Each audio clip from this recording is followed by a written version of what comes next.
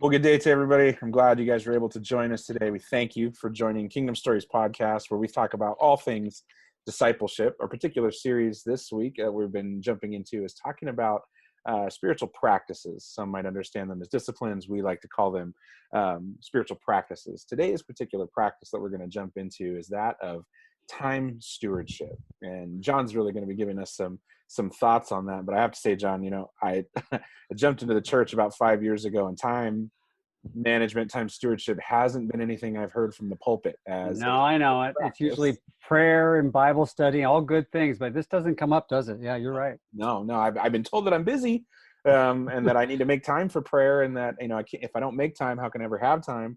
Right. But I'm not taught time management from the pulpit, or even I don't know where I would, biblically. So, why is it important? Why do we lift it up here at Kingdom Story? Yeah, great question. And these are reflections not only on the scripture, but for me, Brandon, on just my own life, why I have made this a priority. I mean, I'm a type A kind of person, and I like to control things, so it has come a bit natural. But it's for me, it's rooted in three things for sure. One is it's who I am, it's my identity, and the creation story in Genesis talks about us being stewards, of the earth and the garden. But God also created time, not just space. And so we're not only stewards of the material world, but also of time. And that is one of the God's greatest gifts for us to steward. I think the other one is that not only am I a steward of my identity, but integrity. I want to be a person of integrity. I want what I do to match up with what I believe. And I think one of the angst that I when you have this disconnect between what I believe and what I do, and you get to the end of the day or the end of a week, it can just feel burdensome. It can feel like even people feel guilty, and there's this malaise. And so there's something about a life of integrity that I think God lifts up in a life of obedience, doing by his power what we believe he wants us to do. And then the third one, besides identity and integrity, is just to be intentional. You think about the life of Jesus. If he hadn't been intentional, he may never have left one of the first towns he was in. They wanted him to stay, keep doing miracles. But there was that sense in Jesus that he knew what the Father wanted him to do. He knew he couldn't just do what the crowds wanted. And so in today's world, if we just let the social media or the options on the internet or this kind of a menu of life in American culture, we'll end up following the stream instead of swimming up it. And I think that you have to live intentionally in today's world to be a disciple. Yeah. Wow. I mean, to frame it that way in identity, integrity, and intentionality, I don't know how many of us think about time stewardship in terms of identity, and that God created time and stewards of time, and it's part of who we are as co-creators. Well, you come more alive when you feel like your time is offered to God and it's filled with his purposes. It's part of who we were made to be and come alive in him. So, yeah. Yeah. Well, I've downloaded plenty of apps and little planners and things, and even had seminars and whatnot. But so, how is what you're talking about here about time stewardship, and even about those three things you just mentioned? How's that different than what is time? What is the difference between time stewardship and time management? Yeah, no, it's a great question, because the reality is a lot of really good time management seminars, Brandon. I mean, they're talking about integrity, integrating, right? What you believe and what you do, being intentional about your work. And again, they're tapping into our God created design, whether they realize it or not. I think the big difference for me has been that the time management in the world's perspective doesn't require me to move out of the center of my life. Yeah, and like the garden, I love this picture that there's a garden and there's a tree in the middle representing what's central. That's the tree that's reserved for God. And so the idea of me stewarding my time is a response to his leadership, him being the king, right? And so it's a practice of submitting myself and responding to him in love, rather than kind of managing my life and gripping down on what I think I should do. So for me, it's part of it's the motivation and the heart behind it. Wow. Yeah.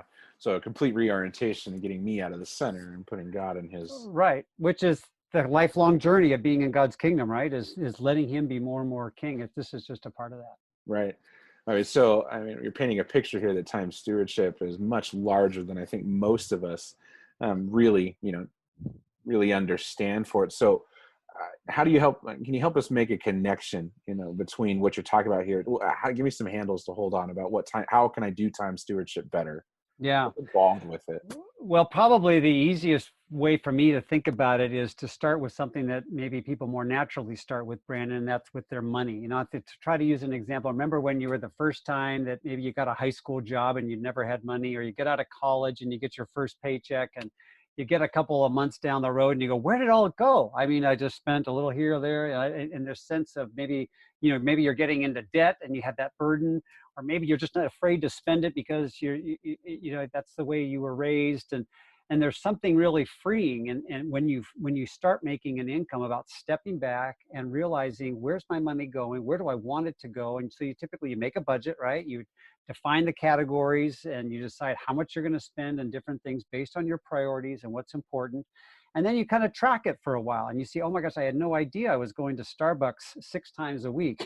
Do I really want to spend $300 a month on coffee? And so you begin to see this integration between how you want to spend your money and how you want to spend your time, or God's time, in this case.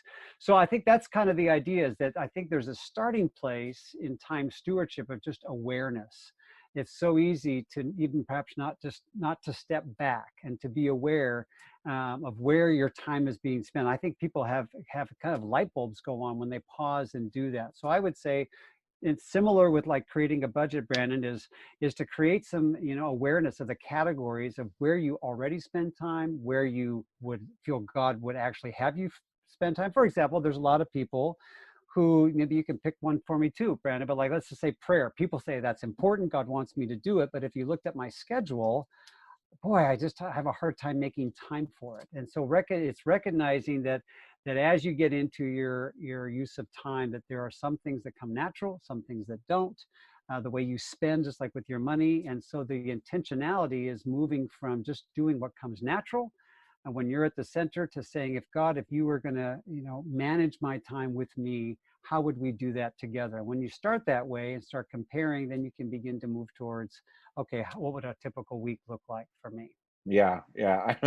I remember when I first started working with you about 5 or 6 years ago, and Yeah. one of the first exercises you took me through, 168-hour exercise, is something we use here at Kingdom Story to help people understand their time. And one of those things was you telling me to just put down what I was doing each Yeah. day and how much time I was doing it. And I became very aware of the amount of time that was going to things that really didn't have a purpose, were not needed, were extra superfluous, that I just wasn't aware that I was spending that much time doing those sorts of things. And so it really wasn't a matter of not having the time.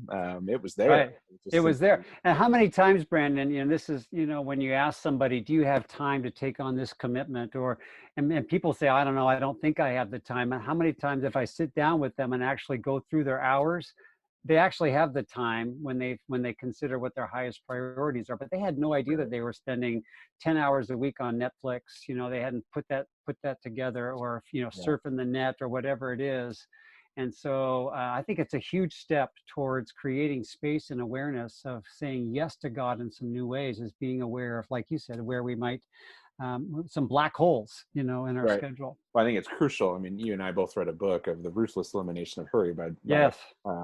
who was it? No, that was John Mark Comer down in John Malcolm, Portland. yeah. And Yeah. then, one of the statistics he wrote in there was that Americans spend 35 hours a week watching TV. I mean, out of 168 hours, 40 hours working, 35 watching TV, 40 Right. sleeping, you're already down to 115 hours out Right. of 168. And that you still have all, 50 hours to do the rest of life with. And so I think it's very important that we understand where we are. Absolutely. And here's the thing, Brandon, is that, I don't know if you can remember when you did this the first time. I did it the first time about 35 years ago, early on in my discipleship, is it's not just, oh, okay, then I'll just easily shift over. These are patterns in our life that are not easily given up.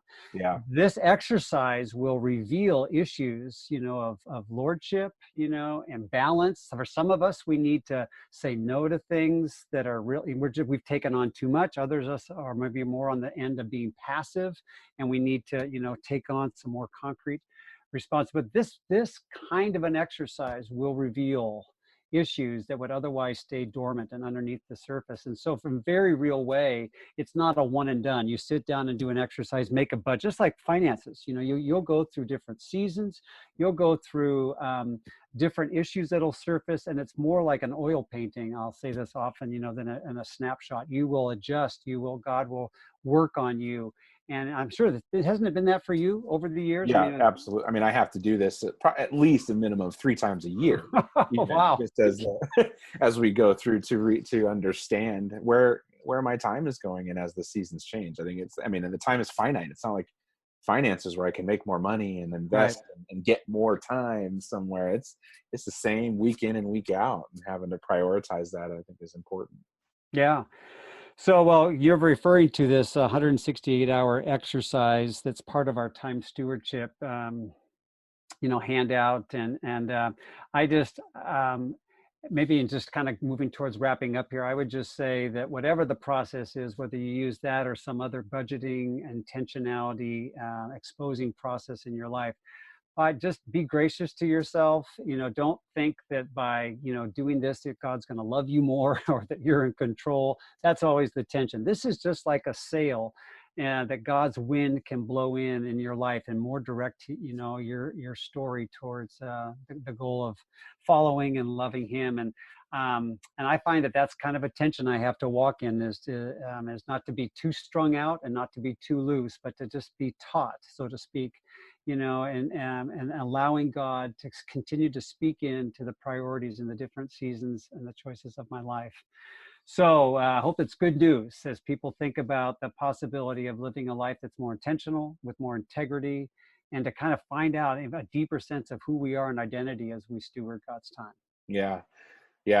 Thank you for that, John. Well, I hope, as you guys have listened today, that you've kind of been able to get a hold a little bit more on time stewardship and its important role in our journey as disciples. John and I have spent some time in this, and we realize even in our own walk, many of the other practices don't find their place until you have mastered kind of time stewardship and understand the responsibility that we have with this. And remember, we're not about legalism here. It's about finding our place in the story and realizing that it's really, really messy and God meets us in that place. Absolutely. And we're so thankful for that. And so just remember that John and I are just 2 disciples. Yep. And we're finding our place in God's story. Yep. Thanks for listening, everybody. Talk to you guys later. All right.